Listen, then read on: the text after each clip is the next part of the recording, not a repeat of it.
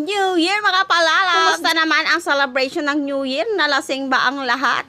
At ang mga tira-tira, meron pa ba? Initin na yan, baka initin pa ng iba yan. At hello mga palala sa another day, another vlog! At itong vlog na to ay nung December 28 pa. At sobrang kabisihan nga ng person. Ayan, ngayon lang na-i-upload at na-edit. At eto na nga mga palabs. Ito nga yung pumunta tayo ng Tagaytay. At dito nga kami dumaan sa may Casili Road. Sa may Marcos Highway. Marcos Highway. Bahay ni Marcos. Ayan, nakita nyo kanina yung bahay ni Marcos. Daanan natin na kulay puti at talaga namang lumang-luma na. At marami pa rin dumadayo. At tuwing may nga dumadaan nga dyan, ay talaga nagpapapicture pa ang mga people dyan. At ayan, dito na nga tayo. Nakikita yung tuk-tuk na yan. Ayan na nga yung People's Park dyan sa Tagaytay. At pag dito nga kayo dumaan sa Casili Road ay sobrang paikot-ikot at matali, kaya naman ingat-ingat mga palalabs. At paglabas nga ng kalsadang to ay eto na yung People's Park mga palalabs. Kaya naman dun pa tayo sa kabilang dulo dahil ang pupuntahan natin sa Tagaytay ay ang Sky Ranch.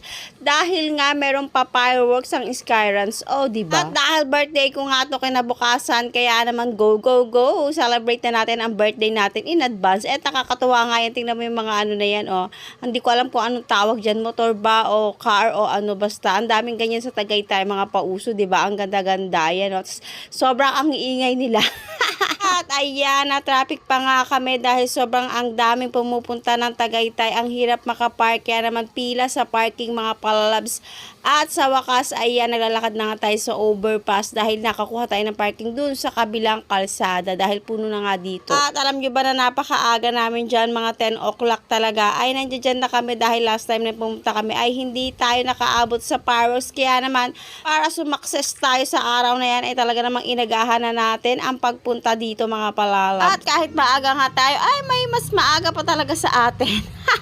At eto na nga, after ngang makabayad, ang bayad nga pala dito sa Sky Ranch ay 120 per person at 96 pesos para sa mga senior. And after nyo magbayad, syempre pipila na kayo sa entrance at lalagyan kayo ng tatak inyong mga kamay, at pag may tatak na kayo ay pwede nyo na yung magamit maghapon. Kahit lumabas-pasok kayo ay okay lang basta meron na kayong tatak, ganon. At mostly yung kanilang presyo ng mga rides ay 120, may 60, may 90, depende sa gusto nyong sakyan.